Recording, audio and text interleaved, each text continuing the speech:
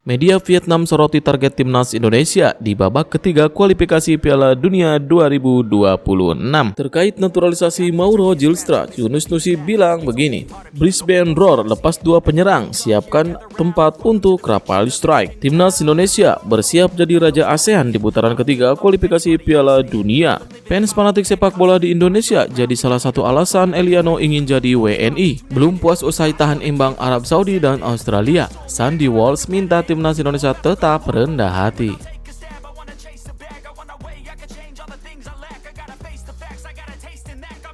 Halo football lovers, salam sehat sejahtera. Jangan lupa untuk subscribe channel kami ya, dan juga nyalakan notifikasinya agar dapat berita terbaru seputar timnas Indonesia. Terima kasih.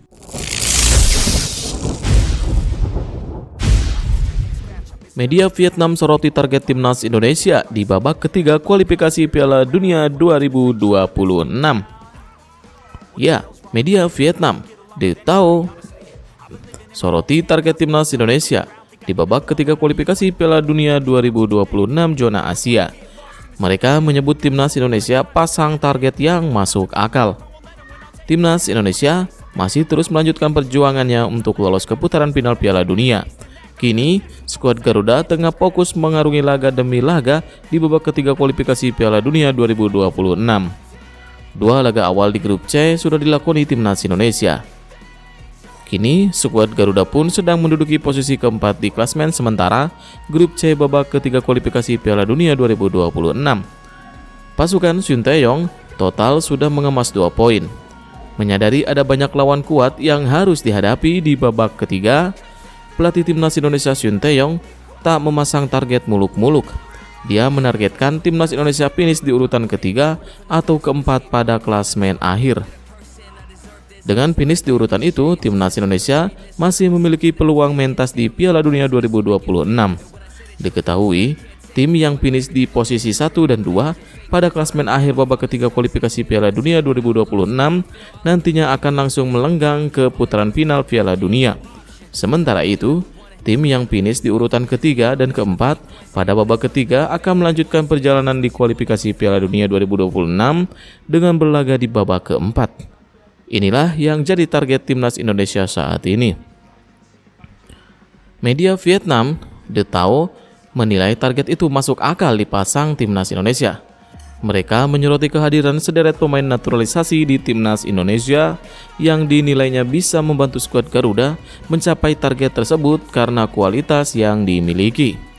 Soal timnas Indonesia, meski terbilang terlemah di grup, mereka tetap memasang target meraih peringkat 3 atau 4, tulis media Vietnam. Target tersebut cukup beralasan karena timnas Indonesia saat ini banyak memiliki wajah naturalisasi yang berkualitas, lanjut media Vietnam tersebut. Timnas Indonesia bahkan bakal kedatangan 2 pemain naturalisasi anyar, mereka adalah Mesilgers dan Eliano, yang akan segera mengucap sumpah menjadi warga negara Indonesia pekan depan.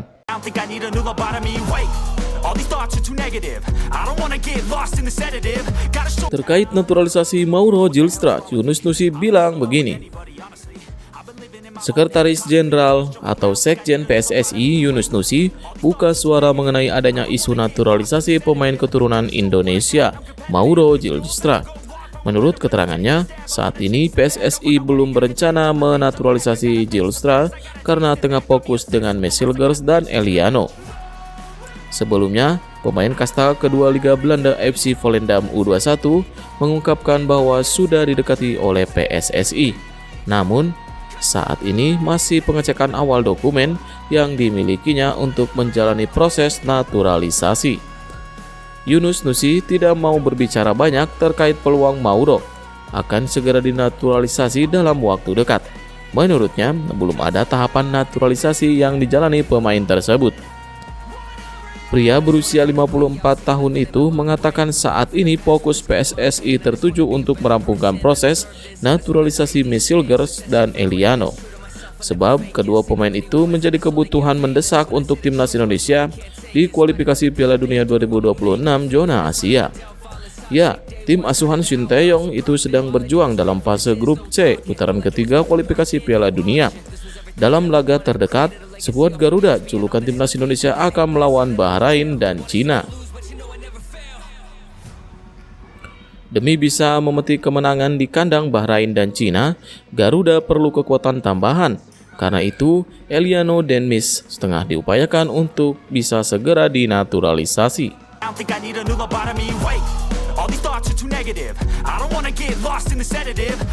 Brisbane Roar lepas 2 penyerang, siapkan tempat untuk Rafael Strike. Klub asal Australia Brisbane Roar resmi melepas 3 pemain termasuk 2 penyerang pada Selasa 17 September 2024. Brisbane Roar terus bergerak di bursa transfer sebelum memulai musim baru. Kabar mengejutkan dari klub itu datang pada Senin 16 September 2024. Brisbane Roar tiba-tiba memutuskan untuk merekrut striker timnas Indonesia Rafael Strike. Bergabungnya Rafael Strike diumumkan langsung oleh Brisbane Roar melalui akun klub di Instagram. Selamat datang di Brisbane Roar, Rafael Strike. Kami sangat senang menyambut penyerang timnas Indonesia Rafael Strike menjelang musim 2024-2025. Tulis Brisbane Roar. Setelah mengumumkan kedatangan Rafael Strike, Brisbane Roar resmi melepas 3 pemainnya. Mereka adalah Jesse Louthouse, Dylan Brownlee, dan Ryan Lethelen. Ryan Brownlee merupakan pemain berposisi sebagai strikers. Jesse Louthouse adalah seorang wingers, sementara Ryan Lethelen merupakan pemain yang berposisi sebagai back. Momen ini tentu menjadi kabar baik bagi Rafael Strike. Pasalnya, kepergian 2 penyerang tentu bakal membuat peluang Rafael Strike mendapatkan tempat utama di Brisbane Roar menjadi semakin besar. Terlebih, Rafael Strike juga mengaku sudah tak sabar untuk segera menjalani debutnya. Australia Liga sendiri dijadwalkan dimulai pada bulan Oktober mendatang. Brisbane Roar nantinya akan bertemu Auckland FC pada laga pembuka yang berlangsung tanggal 19 Oktober 2024. Saya senang berada di sini dan saya tidak sabar untuk memulai debut. Brisbane Roar adalah klub yang besar, bermain di kompetisi yang sangat kuat, kata Rafael Strike.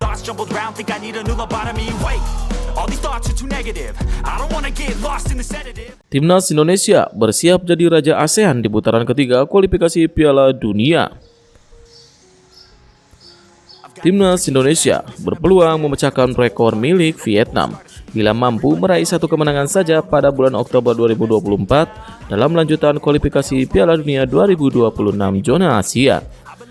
Rekor langka yang dimaksud yakni menjadi wakil Asia Tenggara dengan poin tertinggi di putaran ketiga kualifikasi Piala Dunia. Saat ini, rekor tersebut dimiliki oleh Vietnam dengan torehan 4 poin. Sebagai informasi, timnas Vietnam pernah tampil di putaran ketiga kualifikasi Piala Dunia 2022 zona Asia. Namun, penampilan tim asuhan Park Hang-seo kala itu tidak terlalu mengesankan.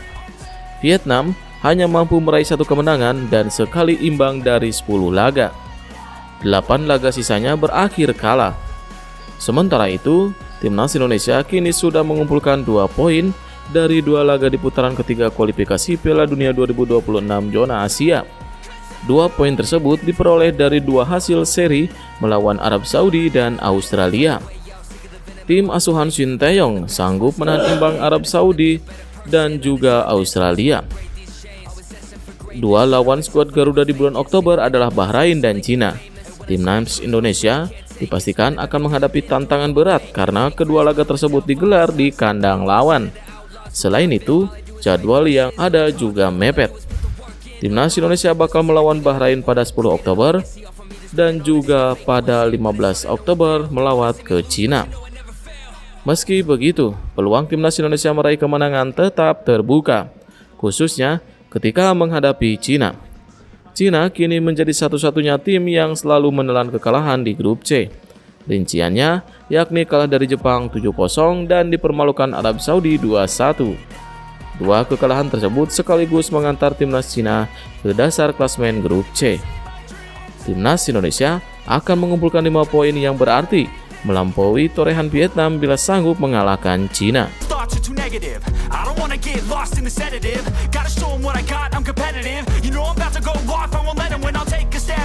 Media Vietnam mengatakan sebut bomber timnas Indonesia tak akan berkembang di Australia. Salah satu media Vietnam menyoroti kepindahan bomber timnas Indonesia yakni Rafael Strijk. Strijk membuat keputusan mengejutkan terkait masa depan di dunia sepak bola. Pemain berusia 21 tahun tersebut memutuskan untuk hengkang dari klubnya yang berasal dari Belanda yakni ADO Den Haag.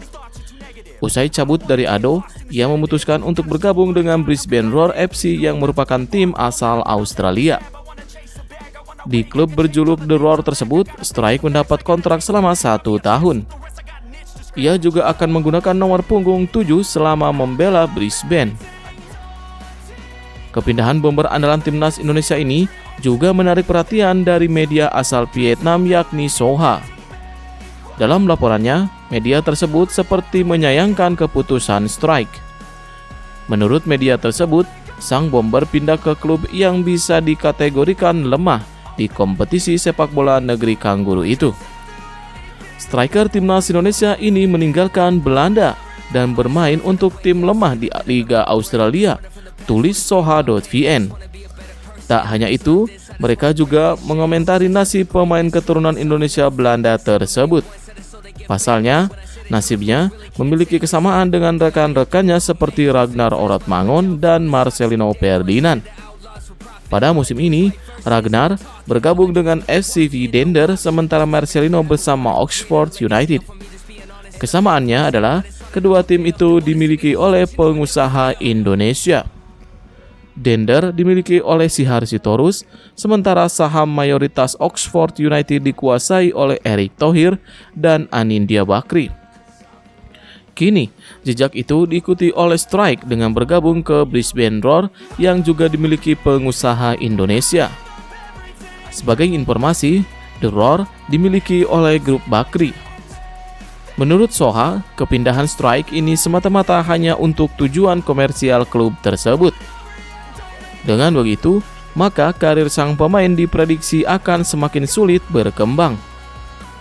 Seperti pemain Indonesia lainnya, Strijk pindah ke suatu klub yang pemiliknya adalah orang Indonesia.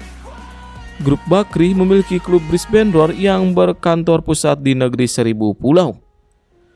Kesepakatan merekrut Strijk dinilai akan berdampak dari segi komersial. Di Brisbane Roar, Strijk akan menghadapi banyak kesulitan karena klub ini cukup lemah. Mereka mengakhiri musim lalu dengan berada di posisi ke-9 dari 12 klub. Tutup laporan Soha.pn.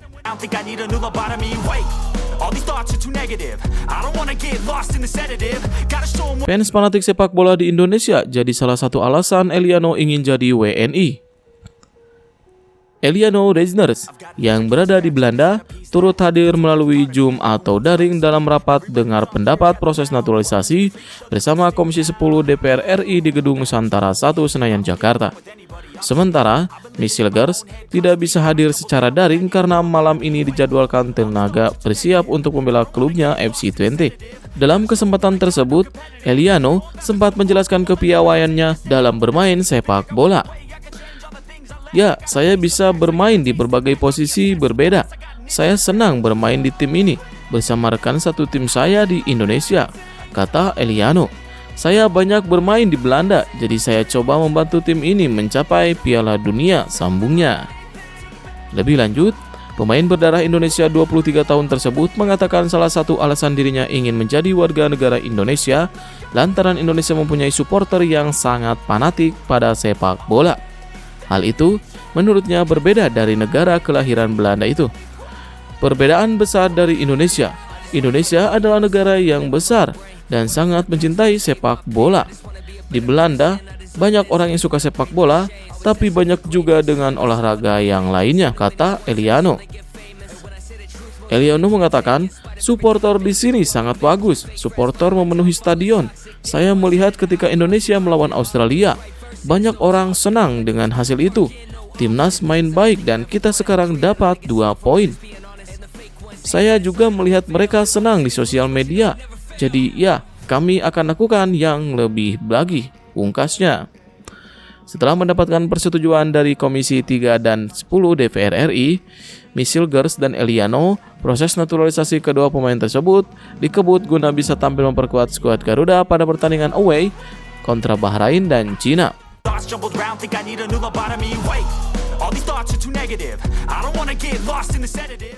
Timnas Indonesia disebut akan tuntaskan dendam kekalahan 10 gol dari Bahrain di masa lalu. Media Vietnam yang disebut Indonesia mempersiapkan diri dengan baik, terlebih akan kedatangan 2 tenaga baru. Seperti diketahui, skuad Garuda akan menatap 2 laga tandang berat dalam lanjutan putaran ketiga kualifikasi Piala Dunia. Mereka akan bertandang ke markas Bahrain dan juga Cina. Nah, media Vietnam Soha.vn menyebut timnas Indonesia punya potensi membalaskan dendam terhadap Bahrain. Hal itu setelah pada pertemuan terakhir lawan Bahrain 2012, Indonesia digulung 10 gol tanpa balas. Timnas Indonesia sedang bersiap untuk menerima kabar baik dan mereka memiliki lebih banyak kesempatan untuk membalas dendam pada musuh kuat mereka di Asia Barat, yaitu Bahrain, dibandingkan sebelumnya, tulis media tersebut. Indonesia akan mendapatkan tambahan 2 pemain, yakni Michel-Gers dan Eliano yang sama-sama berkarir di Belanda, tetapi berasal dari Indonesia. Keduanya memiliki kelas yang dianggap relatif unggul dibandingkan level umum sepak bola Asia Tenggara, tambah media Soha. Tak cuma itu, timnas Indonesia juga memiliki potensi mematahkan rekor Vietnam. Andai bisa menang, Indonesia akan jadi tim dengan raihan terbaik di ASEAN pada putaran ketiga kualifikasi Piala Dunia 2026.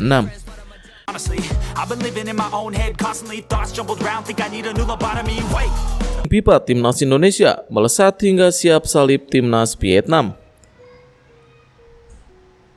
Timnas Indonesia akan naik 4 posisi dari peringkat 133 ke 129 dunia dalam pengumuman resmi ranking FIFA yang diumumkan FIFA pada Kamis 19 September 2023 sore waktu Indonesia Barat.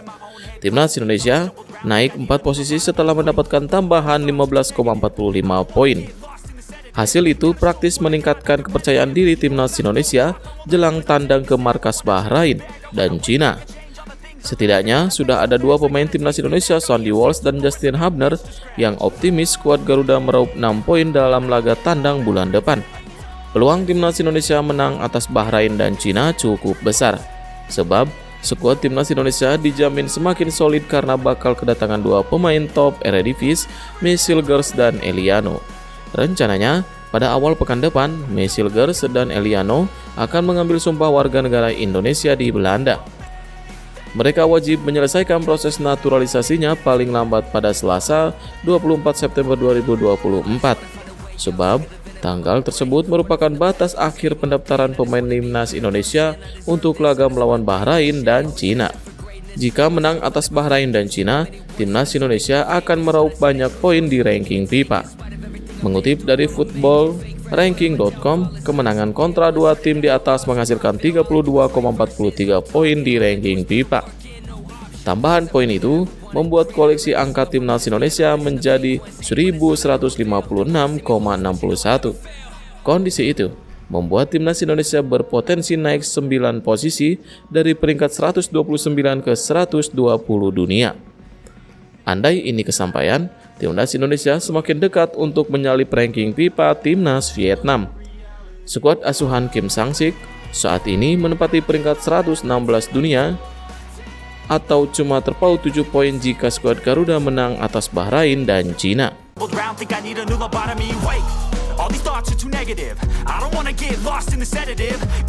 Mengenang laga away terakhir timnas Indonesia di Cina, kalah 0-1 dan pencetak golnya masih jadi kapten. Timnas Indonesia akan menghadapi 2 laga krusial pada Oktober 2024. Skuad Garuda akan menjalani 2 laga lanjutan grup C putaran ketiga kualifikasi Piala Dunia 2026 zona Asia. Timnas Indonesia akan bermain di kandang Timnas Bahrain pada Kamis 10 Oktober 2024. 5 hari kemudian, tim asuhan Shin Tae-yong akan bertandang ke markas Timnas Cina. Pertandingan melawan Timnas Cina cukup menarik untuk dinantikan. Apalagi calon lawan Timnas Indonesia itu memilih kandang yang unik. Diketahui, timnas Cina akan menjamu timnas Indonesia di Qiangdao Youth Football Stadium. Qiangdao, kota itu terletak cukup jauh dari kota besar negara itu seperti Beijing atau Shanghai. Timnas Indonesia tidak terlalu sering berhadapan dengan timnas Cina. Pertemuan terakhir mereka terjadi pada 2013. Saat itu, timnas Indonesia dan timnas Cina sama-sama bersaing di grup C kualifikasi Piala Asia 2015. Di grup itu ada juga timnas Arab Saudi dan timnas Irak. Dari 6 laga yang dijalani, timnas Indonesia hanya meraih 1 poin. Garuda pun harus puas menjadi juru kunci. Namun, pertemuan terakhir timnas Indonesia melawan timnas Cina cukup layak dikenang. Saat itu, Imade Wirawan dan kawan-kawan kalah 1-0 dalam laga yang digelar di Shanghai Province Stadium. Dalam laga kelima grup C kualifikasi Piala Asia 2015 itu, timnas Cina menang 1-0 atas timnas Indonesia dan satu-satunya gol mereka dicetak oleh Wu Lei. Menariknya, Wu Lei sekarang masih aktif di timnas Cina. Ex-pemain Espanyol itu bahkan menjabat sebagai kapten. Timnas Indonesia saat itu masih ditukangi oleh Jackson F. Tiago. Pilar-pilar utama skuad Garuda adalah para pemain Persipura Jayapura yang saat ini memang tengah dalam masa keemasan.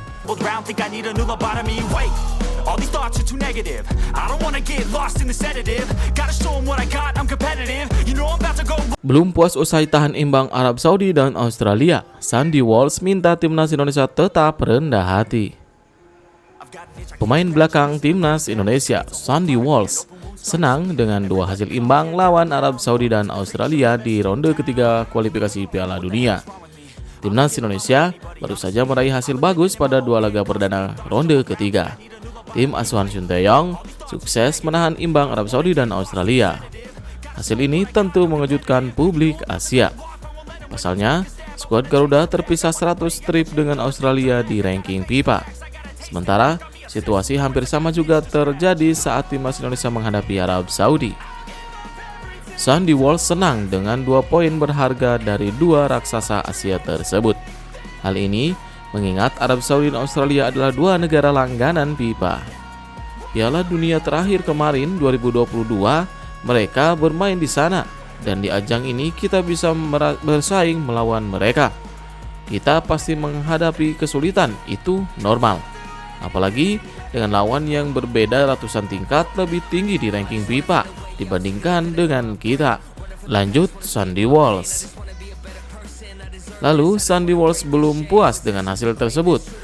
Sandy Walsh meminta seluruh rekan di skuad timnas Indonesia untuk rendah hati usai mengantongi hasil imbang atas Arab Saudi dan Australia. Pemain 29 tahun tersebut langsung fokus menatap laga Bahrain dan Cina. Pada 2 laga tersebut, Sandy Walsh langsung mengusung target 6 poin atas Bahrain dan Cina. Ya, kita bisa raih kemenangan itu. Saya tahu dan mungkin kita bisa dapat 6 poin lawan Bahrain dan Cina, ujar Sandy Walsh. Dan saya rasa ambisi dan tujuan kita adalah 6 poin itu. Seperti yang Anda katakan, ini penampilan yang tidak bisa dipercaya dan hasilnya baik. Tapi kita harus tetap rendah hati karena ini baru 2 poin saja. Dan ya, ini melawan negara besar, ucap Sandy Walsh.